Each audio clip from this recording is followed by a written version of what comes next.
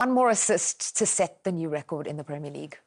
Big question is he the player of the year? I think, often it goes to the team that wins, but I think this season, I think you'd have to say he probably is. I think Declan Rice deserves a shout, Gabriel and David Raya, but I think if you look at the numbers and for Bruno Fernandes, I think he's probably player of the year. What an incredible individual season and pushed Man United back to third, which I don't think anybody would have imagined after sacking Ruben Amorim. I'd agree with you. We were discussing that. I think he is my player of the year, without a doubt. With what United have, how they've recovered, with his assists and his goals. But I would say also, the times he actually creates things when the ball doesn't go in the net is time and time again. I mean, those assist levels could be even higher if the finishing had been actually better.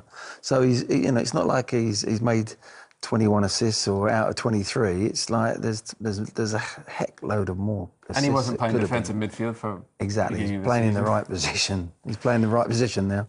And then they find a way to build a legacy like Man City have under Pep. They have the squad to do it. And now that they've won the first one with Mikel in that group, I think Arsenal are building something very, very special. They need a big summer recruitment-wise again, but I think they can go on to be a powerhouse in the Premier League. Let's get some post-match reactions and post-championship reactions from Arsenal manager Mikel Arteta and their captain Martin Odegaard. Look at that smile on the gaffer's face. He's been thrown in the air by his players. You've done a million interviews since you actually secured the title, but now, Mikel, you have held the trophy aloft. Tell me how that feels. What a feeling.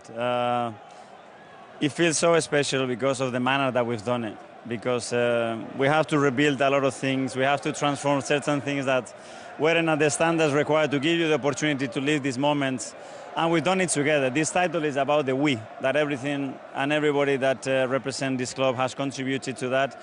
And that's why I think our supporters feel so proud and happy about it. What really stands out for me is the connection you had with the fans and your staff.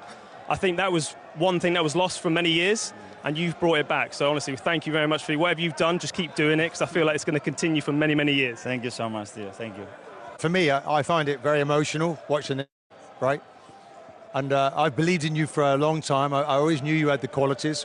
The club has surrounded itself with really good people again. Tell me your vision now for this club. That now this shirt represents something else. We are the champions, and with that it comes a different magnitude. It comes with a different presence, and but as well it comes with a different responsibility. So now these are the standards, and we need to aim for much more. So we're going to continue. I'm going to continue to push everybody as far as we possibly can. And the first stop is in Budapest in a few days to make something historical for this football club. Mr. Captain himself, Martin Odegaard.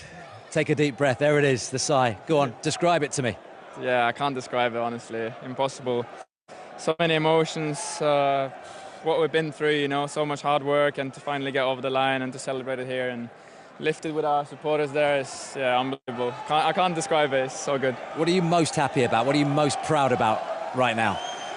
So many things, like the way we've been fighting, coming second a few years and then had a few difficult moments this season, but always stayed together and to get through and over the line after everything we've been through. I think that's what makes me the most proud. 22 years and to be the captain to lift it since Patrick Vieira. I mean, just that in itself is incredible. I mean, these scenes are going to continue, but you've got a massive game coming up. But for you personally, you must be so proud of everything.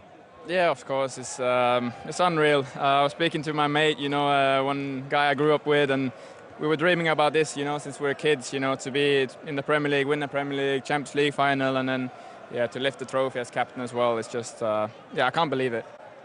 I go back a long way at this football club. Came here in the 80s, played in the youth team alongside Tony Adams, who picked this trophy up. Patrick Vieira did. There's only 3 people that have done this now, it must be 40-odd years.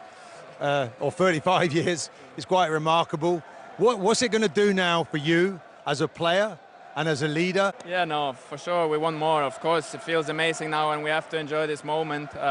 We have another big one in a week, and we want to do it again there, So I think when you get the taste of it, you want to do it again for sure. But I think it's important we enjoy this moment, prepare now for another final, and then for sure we're going to keep on pushing, keep on going. And for me personally as well, I'm just going to keep trying to improve and get better and help the team. You know, that's what I want. Arteta and Odegaard speaking to our team on the ground at Selhurst Park. Will Perry, Theo Walcott and Martin Keown, of course. What do you think was the difference between Arsenal this season getting over the line and the last 3 seasons when they were second? I think personally they've learnt from that. They've kept a cool head because people were coming at them. City, a good side, experienced side, were coming at them and they kept their nerve. There's a lot of games where at the beginning, if you cast your mind to the early parts of the season, when they played some scintillating football, they played some lovely attacking football, and yet near the end of the season, they're sort of, you would say they've limped over the line. Well, they hadn't done that for 2 or 3 seasons, but I think they changed their game. They become a lot more tighter, and they learned from that. It wasn't about just playing attractive, good, open football and trying to overcome City in that way as a team. In this Premier League, it's such a tough league that they've actually pulled the belt in. They're a very good side at defending when they need to be. And they've got the balance of they can open teams up with the right players on the pitch. They've got that ability as well. So you've got 2 of them things, and they've lent on that earlier in the season. And then suddenly they've gone, right, hang on, we are not going to give this 1-0. We're not going to go for the 2-0 victory.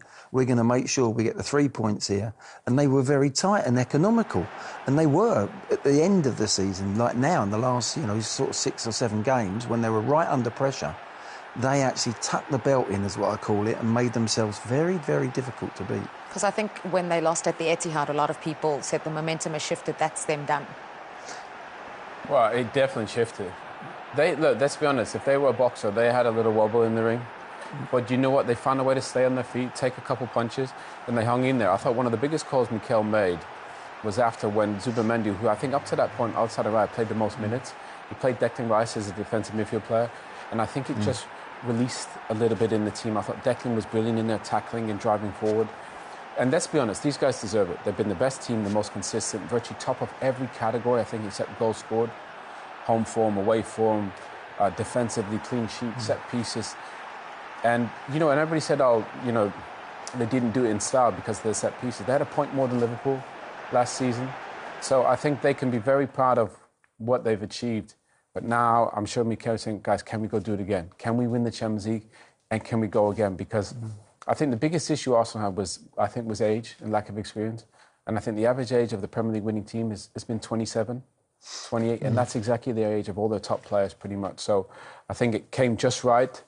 But now they have a brilliant squad, the best squad in the league. Can they go do it again? And I think that needs to be the ambition. Yeah, how much time will they have to party? Because there is Budapest to come in just a little while. They'll have a hell of a party when that game's over. I mean, if they win that as well, they're making history for Arsenal Football Club. So it would be a little bit tempered this week. It would be, they've got a massive game to play again against a very, very good side. But I think they're going to be around for some years now. Once you get over the line and you've won something and you've broken the back of it, that is when belief becomes even bigger. Belief becomes knowing. When you know you're going to win, when you know you're going to go out against your opponents and think, I don't care if we play bad today, we're going to beat them. We've got so much in our tank. And I think that's where people, when we hear people say, well, once you won one thing, you then go on again. It's that knowing, it's a stronger belief in yourselves. And you feel a little bit, may I use the word, invincible. And I think that's what they've got ahead of them this week and then for next season as well, because that squad doesn't need touching too much. Not too much. I think there'll be some players coming in for sure, but I don't think, you don't look at that and go, oh, they need 4 or 5 players. Red and white ribbons on the trophy once again for the first time in 22 years and into the Champions League final now for the first time in 20 years. One trophy done. Can they go on and do another? We are going to move on now because we're looking at action at the Etihad Stadium. We're of a dynasty, especially with Pep Guardiola leaving Manchester City. That's huge. I mean, it's huge for English football as a whole. I think Pep is the best tactician I think we've ever seen. The most kind of creative and inventive in an era where everybody's trying to play in terms of goalkeeper and centre-backs. But, it's going to be a huge loss, I think, to English football. Not only his personality, his interviews, before the game and after, but look what he's left. Yeah. I mean, look at that. Yeah, 20 trophies in his decade, yeah. Massive. It's incredible. won just about everything and made this Manchester City side a proper force. Oh, absolutely. And it's more than just that, though. It's the way they play. The way they play is more important sometimes than winning them trophies. Yes, as a manager you want to win them, as a club you want to win them, but the way that he makes them play as well, wonderful to watch. Incredible individuals expressing themselves within a structure, within very much a structure as well. And I think that's why he's been so, you know, I think he is the top. I think he is the best manager that's ever been in the country with what he's done and what he's changed. But I think he will also, because he's so professional, the last 2 years he hasn't won the league. That will narc him a little bit. Yeah. So maybe one day, don't know this, but maybe one day you might see him actually go back to City just to put that right. Well, and he could go back in 10 years' time if he wanted to, or any time he wanted to. But I think he's done an unbelievable job in the way that they play, more than actually just the trophies. Of course, that trophy list is incredible. But I just love watching City play. I still think now they're the best team in Europe. When they're at their very best, still the best team I want to watch. Yeah, and we just saw they're the highest win percentage of any manager in the Premier League with a minimum of 100 games in charge. What about the two players that are leaving? Bernardo Silva saying he's not a man who cries. Well, you wouldn't have said that after today. He cried at the start, he cried at the end. He said even in the dressing room already. And these are guards of honour during the game. Do you know what? He's only 31 years old. He's got a lot of football left in him. Bernardo was never quick or explosive, but he was playing chess in his brain like Pep. He was a perfect player to symbolise what Pep was going to be to this football club. You know, Pep was a brilliant player, by the way, but he wasn't quick or explosive. John Stones, you know, I think he'd be one of the best centre-backs this country's ever produced, ball-playing centre-back. And both these guys are only 31 years old. So they have a lot of football left in them. They'll probably go play somewhere a little bit warmer, might be easier on the body. And I think we'll see Bernardo pop up at a bigger, like a Barca or a Real or Bayern. I think he can... And you'll never get a better player that's a better mentor to young guys. Great pro, disciplined, humble. And he's got a lot of football left in him, Glenn. He has, yeah. And I think John Stones, particularly, I think there'll be a few clubs, Premier League clubs, that is needed. I think a player like John Stones, he's a good apple. He's a good, experienced player. What is he, 31? 31. 31 years of age. He's still, as a centre-back, he's got, you know, if he can stay injury-free, I think he's going to be a major asset for another 2 or 3 years for a Premier League side. He's been chosen to go to the World Cup with England, which was a bit of a surprise. I'm pleased he's in, to be honest. But he's going to have to, make sure he's going to be sharp enough, and he's going to have to train well between now and the World Cup, because he hasn't had that much football. But being a defender, I think he's cute enough to play at that top level.